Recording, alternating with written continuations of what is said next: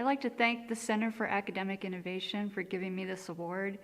Like most of us in academia, I've been thinking about online teaching a lot recently because of the pandemic, and I'm really glad that I had the chance to perfect my online teaching over the years at SVSU before the pandemic hit.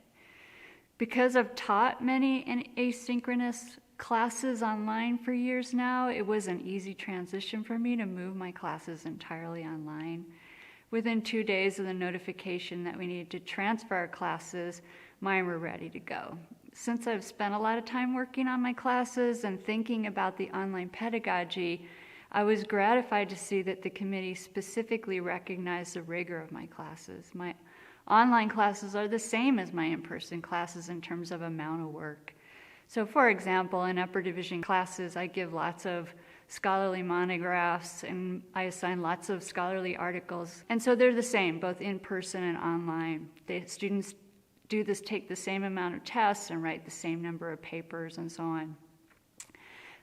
And so what felt good was when the pandemic hit, one of the persistent complaints by students and parents about online classes is that they were inferior, in large part because they claimed that students were not getting what they paid for. Parents and students complained that less material was covered and wondered why they were paying for a full class but getting a reduced class.